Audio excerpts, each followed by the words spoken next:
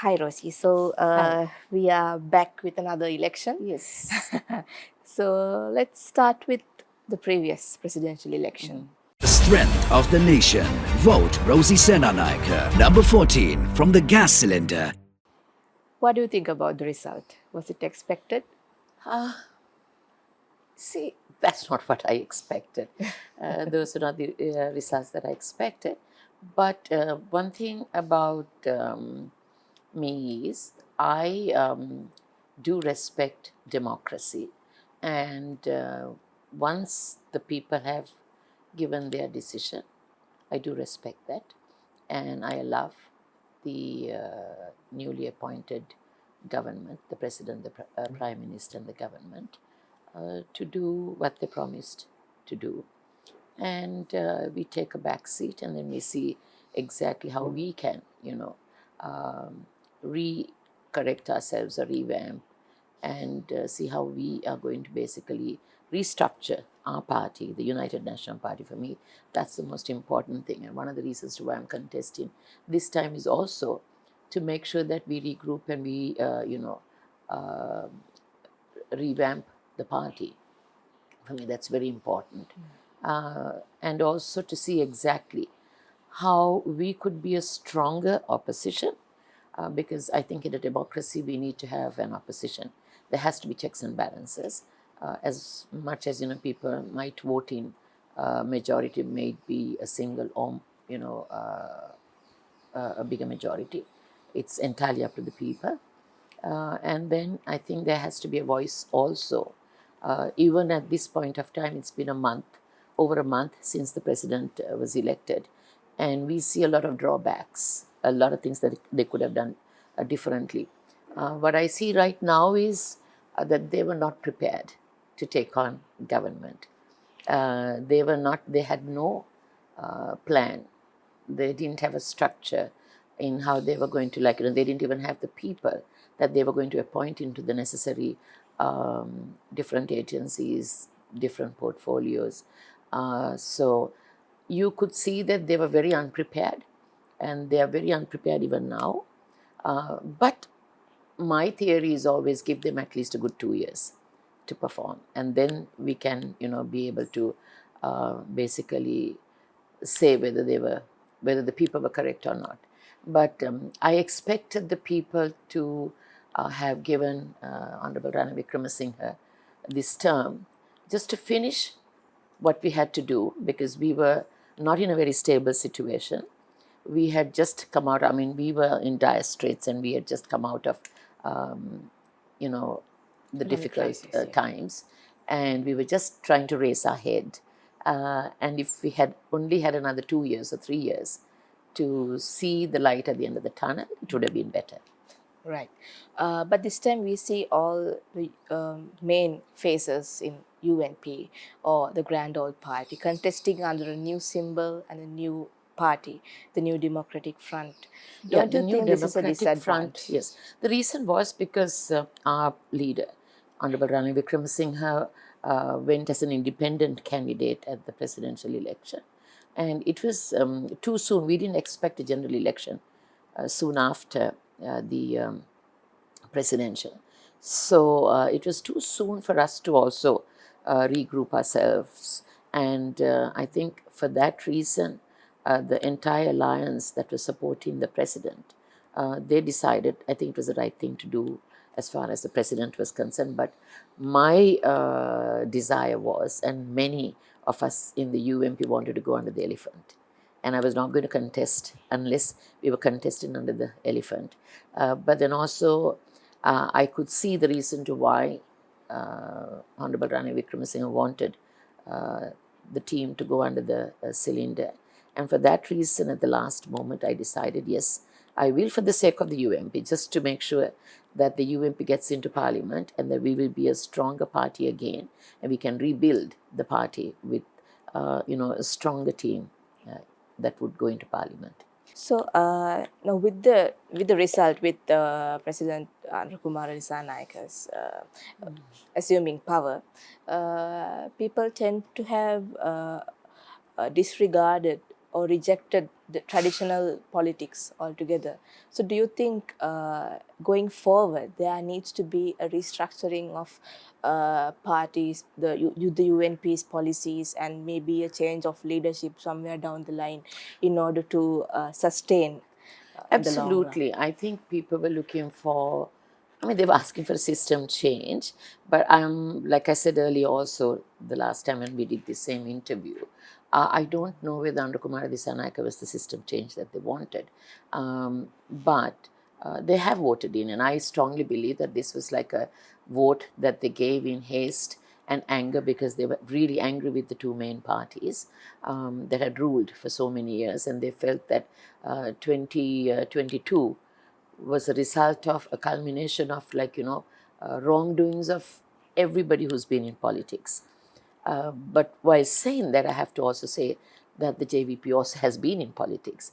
And if we talk about the wrongdoings, the JVP is also very much part of the wrongdoings. If you take 88, 89, the wrongdoings bringing Honorable Mahinda Rajapaksa into power in 2005. In a way, it was a good thing because he finished the war, and I have all the respect for Mahinda Rajapaksa for doing that. And several times they've been in politics. They have helped us in 2015 to come into power.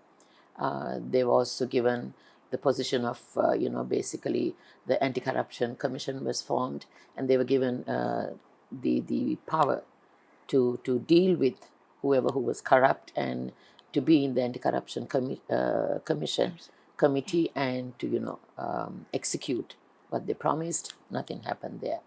So let's wait and see. But I think, yes, we need to think differently. We are in the 21st century. We cannot be very conventional in our thinking. We need to think differently, think outside the box, bring new blood, new faces, and also give the younger generation basically the opportunity to come in and, take on responsibility and the challenges. So, in order to pave the way, now, say for an example, I would like to see a lot of women in politics. I would like to see 50% in parliament. But how do we do that? Because if you look at in this election, I must mention Lanka spoke in a very derogative manner about Chamindrini Kiriella, who is contesting from Kandy. I mean, the sexist remarks that he made about her on a platform, a political platform, to me, that's a no-no. You don't look at women for how they look because of their color or their, their looks, or just because she's a. I mean, for me, it was.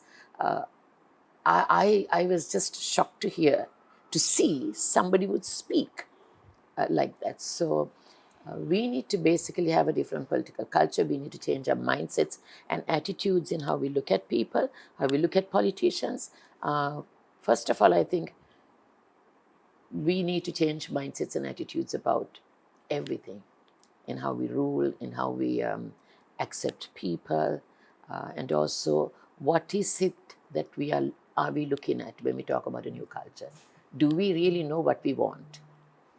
Right. So many senior politicians, they decided to take a temporary break from politics after the new government assumed power. What do you think about that? I think they have been in power for a very long time. Maybe it was time. I mean, it was a good signal when the JVP, came into power. But while saying that, they also didn't get the necessary majority that normally a president would get. So they are like a minority government, in my opinion. So it is time for some of them to like take a back seat or to retire from politics and allow the next generation to come in. So I mean, I don't find fault with it, and I think maybe it was time. And I mean, they obviously took a good a realization of what they have done and what they have served. You serve for a period, and when you feel that okay, now it's time for you to retire gracefully. Yes, I think that's what they've done. you have been the mayoress of Colombo, and Yes. Colombo is like your how can I say it? I mean, if it's Colombo, if it's Rosy, so Yes. it's that kind of relationship. So, but this time there are new faces contesting, there are young faces contesting, and they have big plans for Colombo. Yes. So, what are the challenges and opportunities you see this time as a candidate? Yes, I think there are loads of opportunities and also challenges, more challenges than opportunities. Of course, when there are challenges, there are opportunities. I must first speak about my tenure as mayor. I think my biggest victory, I would say, is the Waste to Energy project. You know, to be the first female mayor and to eradicate the waste issue that we had in this country. I mean, we really didn't know where to dump our waste. And as a result of that, we saw the Mitotomola disaster. And people have to pay their lives to, like, teach us a lesson. So I think within the 5 years for me to have worked on the waste to energy project, and today it's not just the Colombo 1 to 15 waste that goes to Kerawalapitiya, the waste to energy project. There is Ratmalana, Dehiwala, Ratmalana, Moratuwa, Kotte, Kolonnava, Kaduwala, you know, this Entire entire circle, yeah. area. So goes to the waste to energy project, and this is the first ever project of this kind. We give 10 megawatts of power to the grid. So I think that was one of the biggest achievements. And also we have been, I mean, one of the promises I gave when I was contesting for the mayorship, I said that, the archaic sewer lines, and, we needed to do the necessary infrastructure. And we did it with the support of the ADB. We had 12 pumping stations in line. 4 has already been completed and handed over to the council. Another 4 is been in the process of being finished by the end of next year. We should have the other 4 as well. But one thing I must say, we were going to we had put in money with the support of the ADB to do a treatment plan, because our sewer lines, raw sewer goes into the sea and not very far into the sea, and that's a huge environmental issue. So we had, basically contracted and had a contract with the ADB, and we have started on this treatment plant, the Southern Catchment Treatment Plant in Vallavatta. Made every necessary whatever that we had to do as far as getting all the approvals and getting whatever that was needed to do to make sure that the treatment plant was up and going. But unfortunately, it is the JVP that objected to it, because the treatment plant had to be done in a park in the Roxy Garden area. And so for 2 years, we had to stall the project because we were going back and forth with the public, and the JVP was opposing in the area, saying that may ground එක දෙන්න බෑ, may ground එක මේක කරන්න බෑ, because they didn't realize the importance of this treatment plant. Why can't we do it somewhere else? So it was not possible according to the project. It had to be in that particular area, and it was a billion rupee, a mega $1 million project. So what I did was, we had some old storage space which belonged to the pharmaceutical companies, the health ministry. So I got approval from the then government to relocate the pharmaceutical storage place to another place with the greatest difficulty. It took me 6 months to negotiate with the government to take this storage to another place, and I got that property. This is like about a 200 meters from the present ground. And then I also allocated funds. We designed a state-of-the-art ground with a pavilion, which the present ground doesn't have right now. With all the facilities. They still opposed it and said, no, we are not willing to go there. We will oppose. And the area, the temple, the priest, they got everyone. And by the time we negotiated and whatever, the ADB just pulled out and it was gone. So that was one of the saddest things for me.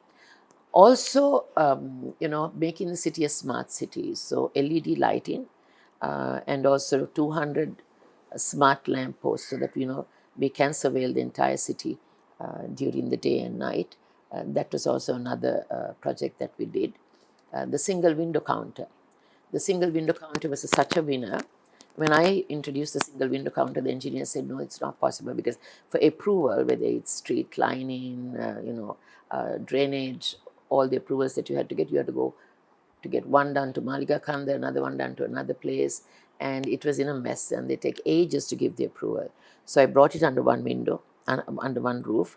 Within a day, we can get out of the 7 approvals that you need to get, except for 2, drainage and whatever, where they have to go and inspect it. That takes 3 days. Within 3 days, you get all your approvals.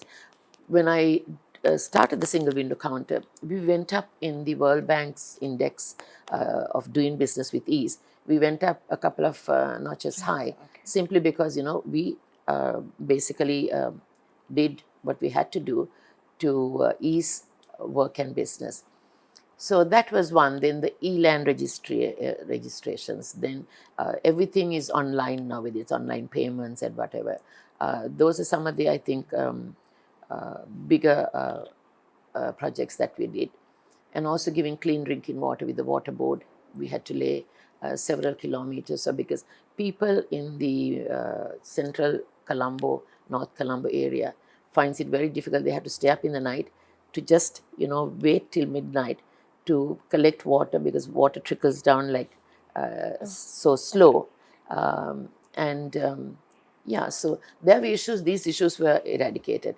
We had basically done in the underserved community areas, done all the drainage issues. We have done the roads, carpeted the roads. We've done the street lights in those areas. We've done a lot of infrastructure work for the people. On top of that, I must say, we give relief to 13,000 families, poor families. Then during the most difficult times, I had support from the World Food Program because of personal connections that I had. I remember when the crisis happened, I had a team come over because of my personal contacts with Washington. 2 people flew in first, met the Prime Minister. Honorable Ranil Wickremesinghe was Prime Minister at the time, and met him and said, what is it that you need? And then they came back with another team with people from Russia, friends that I knew, to help us with the fuel crisis, the gas crisis. They met the Honorable Minister Kanchana, Ali Sabri, the line ministers who met. So we had a lot of support in that sense. And the head of the World Food Program was a friend of mine, David Beasley. I connected David Beasley to the Prime Minister. Then he became president. And the World Food Program was very supportive and supported Sri Lanka big time. Supported the council as well. Every pregnant mother got 15,000 rupees during that time. A lactating mother got 10,000 rupees from the World Food Program. There were so many other programs also that came in. I must say the UN agencies supported the city. And during COVID also we were able to feed people and keep them because Colombo is a highly dense city, and to keep them in lockdown for days and ends was not an easy task. So I used to go down practically every day, with my health team, Dr. Vijay Muni and all of us, the doctors, the PHIs. We used to take free medicine. We used to take dry ration, help them with dry ration. We did so much to avoid the city from basically getting infected with COVID. Also, the vaccination program went smoothly. During the economic crisis, we were able to feed the people. We had basically soup kitchens and food kitchens. We were able to feed school children. UNICEF helped me with the preschools, giving a midday meal. So there were loads of, and also I must say the Carter Center supported me with an app for women called the Dirya app, where women could get information on every service that the council provides, and also beyond that with regards to violence against women, etc. So these are some of the social work we did. We gave every school child the books that were needed, depending on the grade. So the council made sure that every child that lived in the area got their school books every year. They got their uniforms, they got their school bags, they got their shoes. Because some of the children that live in the Colombo city, parents can't afford to buy them a pair of shoes. That's how difficult their lives are. They can barely pay their rent or their electricity bills. So we have been basically supporting families in that area. So also when it comes to women, to help them with their self-employment schemes, we had vocational training programs. We gave them sewing machines after the training. We have helped them with the tools and the training, whether it's for entrepreneurship, leadership training, and also we have basically connected them to different organizations to get financial assistance. So we've done things like that when it came to social work. But the major infrastructure work was, I think, the key as far as the city is concerned. But I think Colombo still has a lot of challenges, like the garbage issue that we had, the infrastructure, the traffic issue. We wanted to have you know we had when I came in, where we had outsourced the parking system and basically a proper scientifically done parking system, but there were some inappropriations that were taking place, and I had to ban it, and we had to go to courts to blacklist this particular company, and because of that we couldn't go for another tender until we had finished with that particular. So parking is one, the traffic issue, and also I would say decent housing for people. So I, with the UDA, signed an agreement which we were going to build 500 houses for the underserved community in Colombo, in Debatagoda. So that was on the way, the 500 houses, the scheme. Like that, I think, I would say some of the major challenges as far as infrastructure and, giving people clean drinking water, housing and sanitation were some of the major issues. But most of all, I would say women, encouraging and empowering women. When we talk about what is it that you can do, you need to empower every woman in this city, because women need support, whether it's with regards to, because our literacy rate is very high, but it doesn't reflect in the workforce. Female labor force hasn't gone beyond 36%, simply because I don't think we have created the infrastructure for a woman to, get into work. When I talk about the infrastructure, I'm talking about, having creches for kids if they have young children, the support system to take care of the kids, the support system to, to have jobs which are flexible with flexible hours. We don't have that system still in place properly. We don't have safe transportation for women. So there are loads of issues that we need to look at when we talk about, helping women with regards to entrepreneurship or, getting into work. So those are some of the areas. Now, say for an example, when we talk about politics, will a woman come into politics when you have people speak about a woman's looking at a poster and saying that she looks like a jumbo gediya, she's beautiful, and I have feelings, or I'm young. I mean, a sexist remark like that. I'm hoping that the Prime Minister, who's a woman, would come out and say something. She's a feminist, and I don't think anybody would acknowledge something like that, a statement like that. So this is the kind of derogatory. I have faced it in Parliament many a times. The strength of the nation.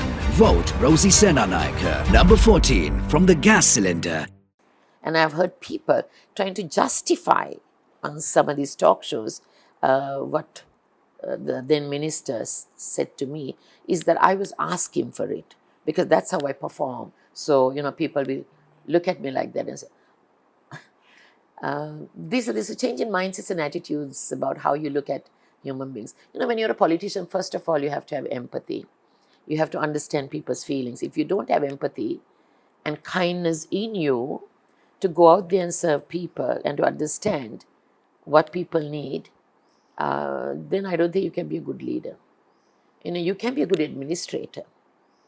You can do wonders with regards to how to handle the economy, how to do projects and whatever. But if you have no connect or connection to the grassroots and understand their day-to-day necessities, then you can't be a good leader. Now, I understood that when I was in Parliament the last time and I became the Minister of Child Affairs. I was there only for 6 months. First thing I did was I realized the low birth rate at birth was very high. Every 1 in 4 child that was born was underweight. And also, malnutrition among women were also very high, especially in the estate sector. And then I realized I need to address that. In order to address that, I started the malnutrition package called the Poshan Amalla. I gave it in 2015. That was 2,000 rupees. Of course, when Gotabaya Rajapaksa came into power, it was done with. And back again when Honorable Rani Wickremesinghe became president, he started giving it, and we give 4,500 now, 45,000 for 10 months. So those are things that we need to actually look at, empowering women with regards to their health. We talk about, when we talk about gender indicators, Sri Lanka tops the list in the South Asian region with regards to education and health because of maternal mortality, infant mortality rates are low, and in general, we have a very good primary healthcare system. We have a free education system. So we can brag about those numbers and statistics. But, there are so many gray areas, like what I'm talking about, which we need to address. Also addressing malnutrition among children. I remember once Honorable Chandrika Bandanaka Kumarathun going to the UN and saying our children are malnourished. 1 in every 3rd child was malnourished, and she was not far wrong when she said that. And what do we do? How do we address that? And I must say, Honorable Ranil Wickremesinghe, when he was president, whilst he was basically, fighting to keep the economy going, he also had a deal with the World Bank and started the Aswasuma. Yeah. That is to help the underserved community. And 24,000 households were helped with the Aswasuma, and they received the Aswasuma to date, and still they didn't vote for him. That was the saddest thing. Yeah. So, there are so many challenges in empowering women with regards to their health, their status as far as, So, in case if you're elected to Parliament, do you think you could make Colombo a safe city for women? Not in case I will be elected. Because I think in our list, I am the only candidate from the United National Party that has done quite a bit in the Colombo city. I have helped women throughout, even when I was the leader of the opposition in the provincial council. I have helped them with their, self-employment schemes. I have trained them, given them training in various areas. I have also done a lot of work in every electorate. I have every pregnant mother today, if she's getting a package of nutrition, of course, that was my concept, which I started. If there are 25% of women in the local councils, I must say I brought in a private member motion into Parliament asking for 30% at the time when we were revamping the local government bill. Of course, that was thrown out of Parliament, and then our leader promised that as soon as we come into power that he was going to implement it, which he did, and I'm very grateful to Rani Wickremesinghe. I have also done quite a bit in the Colombo city. To date, every underserved community, if you go in there, those days you couldn't walk into those communities. There were basically sewer lines running through the little roads. They were not carpeted, so I've done all the drainage work. I have carpeted the roads. I've just put lights so that it's safe for women and children. I've done quite a bit of work so that people know that, I have worked for them. Apart from giving like relief during difficult times, I have also done a lot with regards to the infrastructure development. Yes, when I go to Parliament, my primary objective would be is to make sure that I empower women and encourage women. Women are, I think, the backbone of society. And if you take the economy in this country also, our breadwinner is a woman, whether it's the apparel worker or whether it's a migrant woman worker, whether it's the women in the agriculture sector, estate workers, it is the women. So they have to be taken care of. They have to be empowered. Women need to be, given opportunities to get into, employment schemes. Whether they need to have flexible hours. We need to create a culture with the private sector, also with the government, where people can come and work in, with flexible hours, and also safe transportation, creating the infrastructure for to take care of their kids. In 2004, I still remember, I wrote this concept with Jayanta Rukmani Sirivardhana. She's no more. She was an additional secretary to the Women's Ministry. She was a good friend of mine. We actually thought of the migrant woman worker, and we set up, we created a paper, start a concept paper to build a center in every electorate where there is a counselor, there is a medical person, there would be a legal person, there would be a child carer. We called it Vanitha Diri PS in 2004 when we came in 2001 when we came into power. Where under this one roof, even children, mothers who go overseas, their kids could come. We'll have a little library. We'll have space for the kids to come and do their homework, and there'll be somebody who would be, looking over them and taking care of them, and basically following up on their educational whatever. There'll be counselors for women who are abused. It would be a center. Now I created that same center in the Colombo Municipal Council.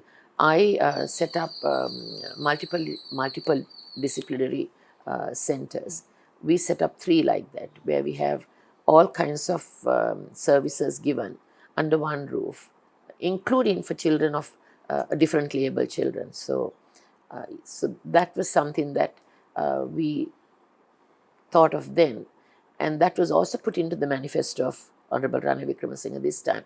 And that is something that I could work with, because once we go in, the Women's Caucus normally get together. We have worked in the past, trying to eradicate the discriminatory laws with regards to women, like the land ordinance, and, there are so many laws, whether it's, we talk about wages and whatever that are, there.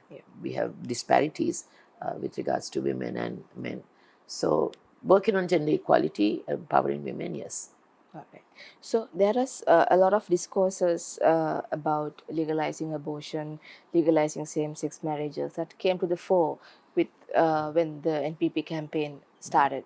What are your thoughts about these alternative discourses? Do you think there should be some legality to these topics, or what are your thoughts? Yeah, no. So legalizing certain things, they were very much.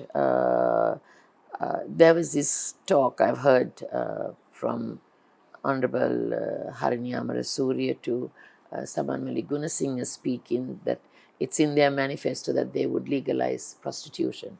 No, that's a no-no for me. And also legalizing abortion is a no-no for me.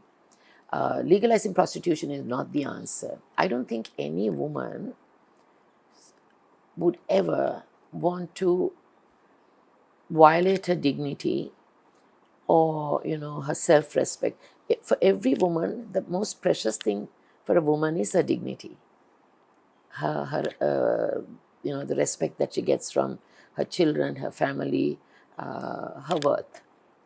And if you have to get into a profession where there is a stigma attached to, where people would look down on you, where your children can't face you, you can't face your family and your children, no woman would like to get in there unless they are absolutely in a desperate situation. One would only get into a profession of that nature because they are desperately in need of survival. It's because they want to survive, to feed their kids or their families, or pay the electricity, the rent, or whatever. No woman would willingly. There might be some, I don't know, but the vast majority, I would say, would get into a profession like that. They're not happy, they're depressed, they're unhappy. Even today, you'll find in the city of Colombo, there are these spas, and there are women being exploited um, without it being legalized. Can you imagine when you legalize something like this? The middleman, or I don't know what you call them, they will be bringing women, they'll be trafficking from the estate sector, from the villages, and women will be exploited. And then women will think that there is nothing else for them to do other than this. And it's going to be a huge social issue. We are a Buddhist, Christian, Hindu, Islam country. None of our religions would ever permit something like that. For me, it's a big no-no. I will go into parliament and I'll fight tooth and nail that they don't legalize. That's not the answer. The answer is you help a woman To empower them. to find employment. Our literacy rate is very high, especially the female literacy rate. And if you take the higher education system, in every institution, whether it's the law faculty, medical, except for the engineering, 70 to 60 to 70% are women. But those numbers don't reflect in the workplace. So what I'm saying is, you find them, you support them with training. I mean, I have done that when I was in parliament with my decentralized budget. All I did was train women on sewing skills, cake making, beauty culture, that they can stay at home whilst minding their babies and doing their home chores. And in every city, in every little village, they love to have a little hair salon and a beauty salon. This is a big business. I know Ramani Fernando Academy, together with Unilevers, does a huge training camp, and women crave to come in. So that's what the government should be doing. Finding areas for employment, helping women, empowering women with training on entrepreneurship, leadership, capacity building, also giving them helping them financing them with no collaterals and whatever. That's one of the biggest issues for women to get into. So those are areas that we need to look into, not easily say, okay, let's legalize abortion. These ways. So for me, that's a big no-no. Not abortion, sorry, prostitution. Legalizing abortion also, I'm totally against it. I think today when we talk about, we have a lot of abortions, illegal abortions happening in the country. And once we did a study, UNFPA did a study, and in the study it showed that it was the married woman that goes for abortions more than a non-married woman. Now, why would a married lady would have to face with an unwanted pregnancy? Is it because that she's not been educated of her reproductive rights? Is it because she doesn't know the services that are available today? There are multiple services that are available to stay away from unwanted pregnancy. The choices are vast. There's a basket of choices today, also, like, say, for an example, for an emergency, there's the emergency pill, the 73-hour emergency pill. So if a woman is basically educated, if that literacy is there for her about her reproductive health and how to stay away from an unwanted pregnancy, safe sex, those educational aspects that women need to be educated of, they don't have to face with an unwanted pregnancy. What is legal in this country is emergency, say for an example, if there is a health risk to the mother, then that is permitted. In cases of rape, that is permitted. So to me, yes. Okay. So, don't you think that it was the failure of successive governments that paved the way for NPP to win? Yeah, you could say yes and no.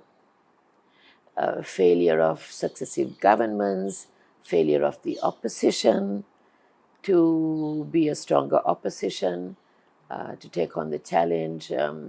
It's a culmination of a lot of things. If you're talking about a failure of successive governments, then the NPP was also part of, not NPP, the JVP was a part of successive governments also, and some of the major failures were caused by them. So, yes, it is also like, we are in a different era, where the Gen Zs think differently, and we are not thinking or changing our patterns and marketing ourselves properly. It's also the marketing skills. And I strongly believe that this time it was nothing to do with people thinking right, they bought a lie. I mean, when you say, okay, let's catch the rogues, there is money in Uganda. Do you need government to borrow money, to print money, or to, what do they say, to print money, borrow money, and to sell our assets? We don't need a government. If you want to borrow money and print money, all we need is a poli mudalali, right? So these things, these rhetorics, people buy. And sometimes we foolishly go and vote. And we did it in 2019. I hope this time we are not foolish. But what I can see right now is the government was not prepared at all. And they have absolutely no experience from the way in how they are dealing with certain issues. It is very clear and very evident that the president and the prime minister, both. I am very happy that a woman, female prime minister, I would like to congratulate Hanni Amarasuriya for her being appointed as the Prime Minister. And I wish her all the very best. And I hope she will make sure during her tenure that we will have more women and women power in this country, and more women in parliament, more women in the provincial councils, and more women in the local councils as well. But also recently I just briefly met her and I spoke to her about a major project that I brought in. It's a grant, $9 million grant to automate the tax system, because people are talking about eradicating corruption. So my one desire was to eradicate corruption in the council, because when I went into the council, my husband didn't want me to contest the municipal council. He said, Rosie, don't touch it. It's a snake pit. You cannot handle it. No woman can handle this. I said no, because I love challenges. I said, no, I'm going to take it. I'm going to become the mayor, and I will change it. And I changed it. I changed quite a bit. There were this, I mean, I don't know if the people have heard this Army, Navy, Air Force. More than 2,000. We have like about a workforce of about 10,000 people. And we outsource some of them. Altogether, it's about 2,000. Almost 12,000. Almost 2,000 people don't actually come to it. They come, they clock in, and somebody else clocks out for them. So the first thing I did was I did the fingerprint. And there was a huge protest. I remember in the workshop, when they first started, they protested, and the engineers got so scared because they scared the daylights out of the engineers. They came running to the main building, to the main. I said, listen, go back, because they were basically destroying the properties, their cars. I said, they cannot touch state property. It's an unbailable offense. Just, go to the police station and complain. And they got used to it. So now they have to, basically, the fingerprint. That was one, like the single window counter. Today you can do online payment, every service basically. And now the other thing that I wanted to do was to automate the tax system. The Colombo municipality doesn't collect more than 60% of the revenue that we need to get. It's been siphoned out. So I spoke to, we have a sister city program with Seoul. I spoke to the mayor then, and we got this project to automate the tax system. I got $8 million US at the time then, and a whole team, 12 members came. They stayed here for 2 weeks, studied the entire municipality system. They came 3 times, studied it, and then Koika finally decided to give me the $8 million and to automate my main taxes. But, first of all, government system, the public service system also has to change. That's one of the major problems that we have in this country. It took so long, more than 3 years, for them to give when it went to the ICTA, why can't we do it this? Why shouldn't this money be used here? Why can't we do it? Finally, Koika pulled out. Then I went crying back to Seoul again. The then Korean ambassador, Santosh, I still remember him, His Excellency, he said, Rosie, don't worry. I will tell you when, apply again. And I applied again. And I got it. This time I got 9 million. And we are about to lose it again. So I spoke to the Honorable Prime Minister, said, don't let this go, because this is to automate the tax systems, and then people can't, cheat, steal, and whatever. So we need to digitize. We need to digitize all the services. We need to automate. That was one. Another thing I must tell you, for the slightest rain, Yeah, Colombo, Colombo gets yeah. flooded. Yeah. So to mitigate the flooding, first thing when I became mayor, I got the support of the World Bank. Ida was the head of the World Bank.